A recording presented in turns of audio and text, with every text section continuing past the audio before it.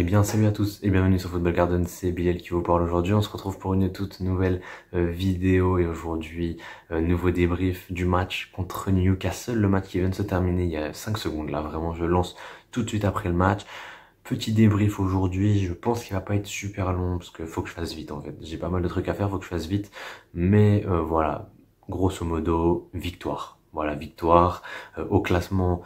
On revient à peu près à hauteur des autres. On a un match en retard contre Tottenham. Si on gagne ce match en retard, on revient à la hauteur de Brighton et West Ham qui, pour le moment, sont les derniers qualifiés pour la Coupe d'Europe. Il y a moyen. Voilà, il y a moyen d'aller chercher la Coupe d'Europe. Et évidemment, ça va devoir passer par des bons résultats. Et là, j'ai très hâte.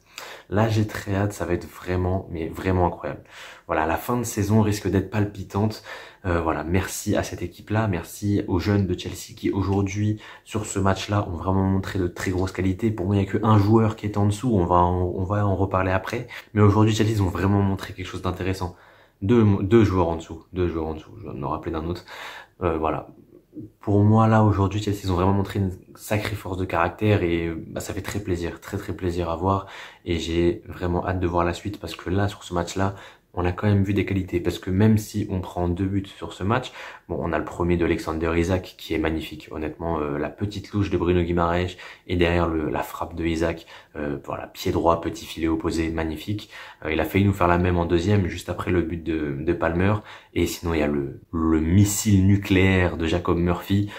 Pour ceux qui n'ont pas vu le but, je vous invite à aller le voir. Il envoie une mine. Une mine. Je pense sincèrement qu'aucun gardien sur cette planète l'arrête. Voilà, très belle frappe. Et donc du coup, il marque 2 buts, mais on gagne quand même. Et ça fait plaisir. Voilà, on a marqué plus de buts que l'adversaire. En tout cas, voilà, bon, avant de rentrer dans le vif du sujet, c'est le ramadan aujourd'hui. Voilà, pour tous mes frères musulmans qui regardent cette vidéo, je vous souhaite à tous un bon ramadan. Et j'espère que tout se passera bien pour vous durant tout ce mois. Et voilà, du coup, voilà, bon ramadan à tous. Ensuite, deuxième point, il n'y a pas eu de vidéo cette semaine sur la chaîne. Bon, en même temps, on a joué le lundi. Donc forcément, ça a créé un petit décalage parce qu'évidemment, on est à peu près sur un rythme de une vidéo par semaine. Je voulais vous remercier parce que les retours sur la vidéo avec le nouveau blues, exceptionnel. Voilà, je crois que c'est le meilleur rapport vue-like de la chaîne parce qu'on a 700 vues et 100 likes. Donc c'est une personne sur 7 qui like alors que d'habitude on est à une personne sur 10, une personne sur 11 à peu près en moyenne. Donc là avoir seulement une personne sur 7 c'est magnifique. Voilà, c'est magnifique. Merci à tous pour les retours. Vous inquiétez pas, il y aura d'autres épisodes qui vont sortir. Voilà, on va pas faire que du Chelsea avec les Garden Talk. Ça va nous permettre de pouvoir inviter d'autres gens sur la chaîne. On verra ce qui va se passer. Je sais qu'il y a une personne qui veut faire une vidéo avec moi. Bon, vous la connaissez très bien vu qu'elle est aussi sur cette chaîne. Mais normalement, il devrait y avoir un Garden Talk avec Walid. Un autre peut-être, si tout se passe bien, avec David, French PL. Voilà, j'aimerais bien qu'on fasse une vidéo ensemble, je sais pas encore sur quel sujet, mais voilà, un Garden Talk ensemble. Je trouverai les sujets à ce moment-là. Et puis même, il y a aussi d'autres invités que j'aimerais bien avoir sur la chaîne, des mecs que j'aime plutôt bien, qui supportent d'autres clubs. Donc voilà, ça c'était le point Garden Talk et le point remerciement, voilà. Ensuite, autre point, vous pouvez dès à présent, mais c'est déjà le cas depuis maintenant une semaine, vous pouvez rejoindre la chaîne et souscrire à la chaîne pour 2 euros. Voilà, si vous voulez nous soutenir financièrement, moi et Walid sur Football Garden, vous pouvez. Il y a déjà eu une personne qui l'a fait, donc voilà, je te remercie encore une fois, cette fois-ci en vidéo. Merci à toi Kurt. Je pense que tu regardes cette vidéo, ça fait très plaisir. Merci d'avoir sub à la chaîne, vraiment, ça fait vraiment très plaisir. En tout cas, voilà, vous pouvez le faire si l'envie vous prend et si vous voulez nous soutenir financièrement, encore une fois, voilà, c'est 2 euros pour avoir accès à des vidéos en avant-première, etc. Vous cliquez en bas sur le bouton rejoindre, il y a tous les différents trucs que vous pouvez avoir avec des subs. En tout cas, voilà. Ça, c'était les points, remerciements, etc. On passe au match. Et concrètement, Chelsea, on a vraiment un match à demi-teinte. Un match à demi-teinte, et c'est assez paradoxal parce que quand on va voir mes notes, je trouve que les notes sont très bien, et pour la plupart des joueurs, c'est des notes plutôt élevées, mais ça n'enlèvera pas le fait que Chelsea, une fois qu'il mène au score, il y a une différence, mais énorme avec le moment où il menait pas. En fait, quand on cherche à mener au score, on joue plutôt bien, et honnêtement, le début de match est plutôt bon, même si Newcastle a pas mal de ballons. On marque, et derrière, silence radio. Silence radio. Jusqu'à l'égalisation de Isaac, concrètement, on est nul au football. On est nul au football, et Isaac marque, et d'un coup, on recommence à jouer. Et ça, c'est vraiment l'archétype d'une équipe qui a du mal. Et ça se voit. C'est pour ça on n'est pas en confiance, etc. Ça se voit. On va absolument garder les résultats. En fait, on n'est jamais serein avec un résultat. On n'est jamais serein. Et c'est bien ça le problème. Donc du coup, ouais, c'est ça le gros problème, parce que évidemment, à 1-0, on a mal joué, à 2-1, on a mal joué. Heureusement qu'il y a cet éclair de Mudryk qui nous permet de faire le break et donc d'avoir une petite assise assez claire. Mais à partir du moment où Murphy marque le 3-2, on n'est pas bien non plus, hein, il reste 6 minutes. On se dit à tout moment, ils implantent un troisième, c'était largement possible. Mais voilà, en tout cas, bah écoutez, on prend la victoire. Au classement, on fait une belle opération comptable parce qu'avec un match en moins, on est à 39 points. Je crois que Brighton est à 42, West Ham 43. Du coup, West Ham est 7ème. Donc, en cas de victoire contre Tottenham sur le match en retard, on reviendrait à 1 point de West Ham, à 1 point de la Conference League. Il faut y croire. Voilà, il faut y croire. Tottenham, c'est à Stamford Bridge. On les a tapés chez eux au match aller 4-1 pour ceux qui se souviennent. Il faut la même chose. Il faut la même chose au match retour. Il faut qu'on les tape et qu'on aille chercher à tout prix cette 7ème place minimum qui nous qualifierait en Coupe d'Europe. Si évidemment on ne prend pas la FA Cup, ce serait très beau qu'on prenne la FA Cup, mais bon, ça m'étonnerait, honnêtement, ça m'étonnerait. Ce trophée-là, bon, City vont le jouer à fond. Voilà, il y a Arsenal, je crois qu'il y a eu un Arsenal-Liverpool. Je sais plus c'était quoi le résultat du Arsenal-Liverpool en question. Je crois que c'est Arsenal qui a perdu, de souvenir. Mais en tout cas, voilà. Magnifique. Magnifique ce match qui va nous permettre peut-être d'aller chercher cette 7ème place. En tout cas, il va falloir espérer. Ensuite, on passe du coup à mon point positif numéro 1, c'est Cole Palmer. Mais quel joueur! Quel joueur est-ce que c'est Cole Palmer? Je vous affiche ses stats, toutes compétitions confondues, c'est aberrant. Voilà, c'est aberrant. 26 goals et assists de souvenirs. Si mes souvenirs sont bons, c'est 11 buts en première ligue, auquel on rajoute, je crois, 14 ou 15 buts, toutes compétitions confondues. Et 11 ou 10 passes décisives, je sais plus exactement, mais en tout cas les stats parlent pour lui. Très bon match, très bon match de Cole Palmer, un but, une passe D. Je pense qu'il est pas loin de claquer un doublé. Si Jackson lui pète pas le but, je pense que c'est dedans.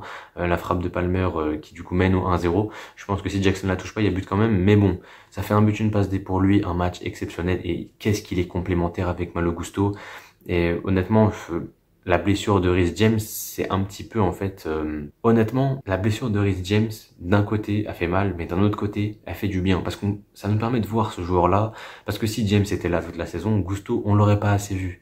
On l'aurait pas assez vu pour vraiment se faire une idée du joueur que c'est, mais le joueur que c'est devenu, Malo Gusto, c'est vraiment impressionnant.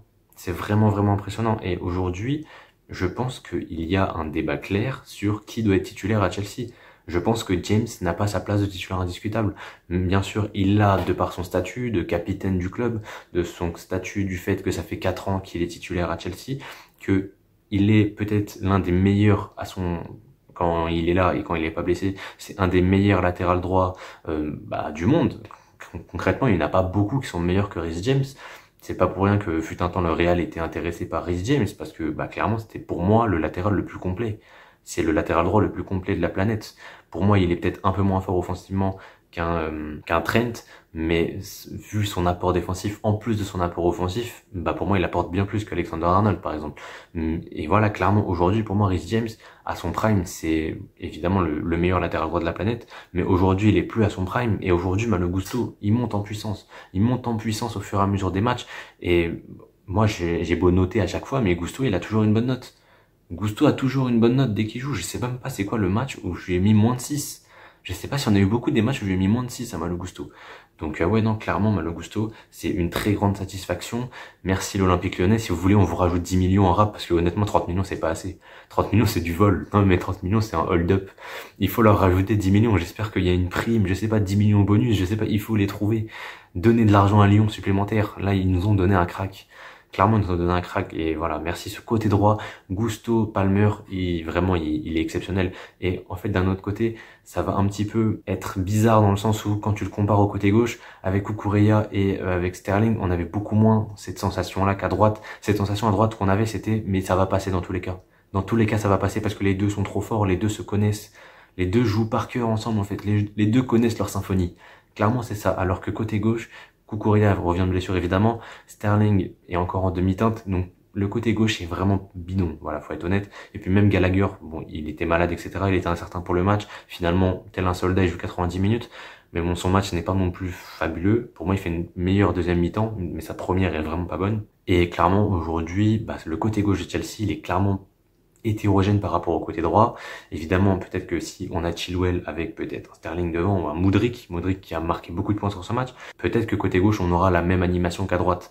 Mais aujourd'hui ça penche vraiment beaucoup à droite et ça peut être un souci pour les futurs matchs. Mais en tout cas, j'attends de voir ce que ça peut donner côté gauche avec un Mudryk par exemple. Peut-être que ça pourrait rééquilibrer un petit peu le système de jeu et pas qu'on penche naturellement continuellement à droite, même si évidemment Gusto et Palmer, bah, ça les arrange d'un côté, tu vois, ça leur permet de vraiment se mettre en valeur, etc. Mais d'un autre côté, ça nous rend beaucoup plus lisible et donc du coup c'est beaucoup plus compliqué. Voilà, en tout cas voilà, ça c'était à peu près ce dont je voulais parler. On va parler des notes parce que ouais, évidemment on est déjà 11 minutes, je vois on est déjà 11 minutes là alors que j'avais dit que ce serait plus court que d'habitude, donc je vais devoir accélérer sur les notes. Petrovic 5,5, Petrovic match correct, voilà, sans plus. J'ai eu un petit peu peur en début de match, mais au fur et à mesure du temps, ça allait. Sur les deux buts, il peut malheureusement pas faire grand chose. Le deuxième, je reviens toujours pas, le but de Jacob Murphy. J'avais les yeux grands ouverts comme ça quand j'ai vu le but. Laisse tomber, c'est terrible. Donc ouais, Petrovic 5,5, à gauche Cucurella 6. Très bon match pour son retour de blessure, j'ai bien aimé. Voilà, il est solide défensivement. Offensivement, on l'a pas trop vu, mais bon, c'est pas trop son apport. Défensivement, très utile, donc voilà, 6 sur 10. Chalobah, 4,5, j'ai pas aimé son match, clairement. Je vais rajouter 0,5 pour... en fin de match, je trouvais que ça allait un petit peu mieux, quelques interventions défensives intéressantes. Mais concrètement, sur le premier but, et même sur le deuxième, je crois que sur les deux, c'est lui qui se fait bouffer. Mais sur le premier but, la tête qu'il met Chalobah pour dégager le ballon, visiblement, je sais pas ce qu'il veut faire. C'est criminel. C'est criminel. Faut vraiment avoir zéro de QI pour donner le ballon à l'adversaire comme ça. Enfin, dans ces moments-là, tu peux juste mettre un coup de pied dans le ballon, contrôle poitrine, frappe, contrôle poitrine, passe sur le côté. Non, il met un coup de tête dedans. Évidemment que si tu mets un coup de tête, bah, il y a Guimarães qui récupère le ballon, tu lui donnes un ballon gratuit. Mais en plus de ça, bah, vu que Chalobah était vraiment avancé, on a ce petit ballon que va donner Guimarães à Isaac dans un trou où Chalobah est censé être. Et Chalobah n'est plus là parce que Chalobah s'est mal placé. En plus d'avoir fait une mauvaise tête, il était mal placé, donc ça a permis à Isaac de se retrouver tout seul. Et donc du coup, bah forcément, c'est sa faute. Donc c'est pour ça que je mets pas la moyenne, même si sa fin de match est mieux. Voilà, c'était pas non plus la folie. Et ensuite, on a Disasi à qui je mets 6 sur 10, solide match de Disasi, dans les airs, toujours aussi impérial, j'ai bien aimé. Voilà, j'ai bien aimé le match de Disasi. Voilà, je passe un peu plus vite parce que bon, il a pas fait non plus un match de fou, mais voilà. Gusto, j'en ai assez parlé, 7,5 pour lui sur ce match, très très bon match de la part de Gusto. Voilà, toujours aussi solide, toujours aussi fiable, ça fait plaisir. Au milieu de terrain, Caicedo 6, Enzo 6,5, match plus que correct du double pivot, j'ai bien aimé. Voilà, encore une fois, j'ai bien aimé. Caicedo, on sent qu'il a totalement pris la place qu'il faut dans cette équipe-là. Et Enzo à côté, il est un petit peu mieux placé qu'avant. Il est beaucoup plus bas, excusez-moi, sur le terrain. Clairement, on est sur un joueur qui a compris ce qu'il doit faire et il le fait bien. Et même défensivement, je le trouve bien plus intéressant qu'avant. Donc ouais, moi, comme j'en ai parlé avec le nouveau Blues, j'ai hâte de voir peut-être un système où il serait en point de basse derrière un Caicedo Gallagher. Là, on le voit presque point de basse. Et bah ça porte ses fruits, ça porte vraiment ses fruits. Quand il est trop haut sur le terrain, j'aime pas de fou. Voilà, j'aime pas de fou. Ensuite, on a Gallagher 6,5. Bon match de Gallagher, surtout très bonne deuxième mi-temps. Première mi-temps, je l'ai trouvé un petit peu fébrile. Deuxième mi-temps très bonne, il finit avec une passe D sur Mudryk, donc je vais rajouter 0,5. Donc ça fait 6,5. Palmer 8,5, man of the match, évidemment, un but, une passe D, match totalement abouti de A à Z pour lui. Très très grosse saison de la part de Palmer, sûrement un des meilleurs offensifs de la saison en première ligue tout court. Je mets très très peu de joueurs devant Palmer offensivement cette saison. Pour moi, à son poste, il y a Saka et Foden. Voilà, Saka, Foden à la limite. Et derrière, c'est Palmer. Pour moi, derrière, c'est Palmer. Et je ne vois personne d'autre à part Saka et Foden devant Palmer. Vraiment, il n'y en a aucun. Donc voilà, Palmer 8,5. Sterling 5. Sterling, en fait, il arrive à faire des différences balle au pied, mais concrètement, le 1v1 qui rate, je lui ai enlevé 2 points. Et encore, j'aurais pu lui enlever 3 points, j'aurais pu lui enlever 5 points.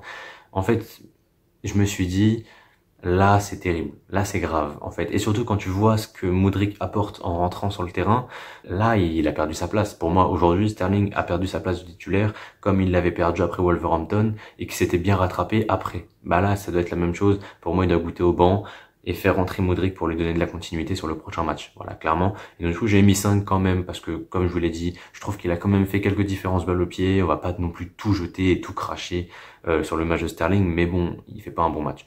Donc voilà, Sterling, Jackson 7,5, agréablement surpris du match de Jackson. Je m'attendais à vraiment beaucoup plus de difficultés pour lui, avec la défense centrale de Newcastle qui est vraiment très solide, très rugueuse. Mais Jackson, il a prouvé, il a mis son but, mais au-delà de son but, vraiment j'ai trouvé son match très intéressant, parce que voilà, je lui ai mis 7,5, mais il a vraiment fait un match à 6,5, même sans son but. Donc un match à 6,5 pour un attaquant, c'est vraiment pas mal. Et bah, clairement Jackson, en plus de ça, il marque son 9e but en première ligue. Voilà, au début de la saison, j'avais fait un prono Jackson à 15 buts en PL, ça s'était foutu de ma gueule, parce que moi je les vois, hein. Voilà, mes potes, Majed, Maxime, je sais que vous regardez ces vidéos, vous deux, là, vous êtes foutus de ma gueule quand je vous ai dit que Jackson il mettrait 15 buts. Il va aller les mettre. Il lui manque 6 buts à mettre. Il va les mettre, vous verrez. Et voilà. Et d'ailleurs, Jackson, je crois qu'il est à 13 buts, toutes compétitions confondues. Donc, les 15, c'est sûr qu'il va les avoir. Et les 15 en PL, je suis persuadé qu'il peut aller les chercher. Mais en tout cas, voilà. Pour Jackson, 7,5. Et ensuite, on passe au banc. Casadei, je lui ai mis 6. Même s'il a pas joué longtemps et que j'aurais pu mettre non noté, j'ai bien aimé son apport. Voilà, j'ai bien aimé son apport défensivement, il était solide, il était là, il était présent, il a récupéré des ballons, et même offensivement, il s'est projeté vers l'avant, donc j'ai bien aimé. Et évidemment, Mudryk, c'est celui qui s'est mis le plus en avant. Je lui ai mis 7,5 sur ce match. Il a fait une entrée vraiment, mais dévastatrice. Dévastatrice. Il marque, derrière, il est très important, il fait une percée où il finit dans le panneau publicitaire, mais une percée très intéressante. En fin de match, il provoque une faute très intéressante sur un 1-2 avec Chukwuemeka. Clairement, très gros match de la part de Mudryk. Donc voilà, 7,5 pour lui, j'espère qu'il sera titulaire au prochain match, même si selon le théorème de Pochettino, dès que Mudryk marque, le match d'après il est sur le banc, donc voilà, on va voir si cette fois ça déroge à la règle ou pas. Je crois que c'est son 5e ou 6e but cette saison à Mudryk, donc voilà, ça fait plaisir qu'il plante des buts, vu que l'année dernière, on rappelle qu'il avait pas marqué de la demi-saison, il était venu, donc ouais. On a beaucoup attendu pour son premier but et derrière il a quand même plutôt bien enchaîné, il a marqué pas mal de buts. En tout cas voilà, et après Chukwuemeka je l'ai pas noté. En tout cas voilà, moi je laisse là-dessus, c'était Bilal de la chaîne Football Garden, on se retrouve très bientôt pour une nouvelle vidéo, peut-être un Garden Talk, peut-être que ce sera un avant-match, peut-être que ce sera seulement le débrief du prochain match de celle-ci. En tout cas d'ici là, je vous souhaite à tous de passer voilà, de belles journées, un bon ramadan pour mes frères musulmans et on se pète bientôt. C'était Bilal de la chaîne Football Garden, portez-vous bien et la paix sur vous.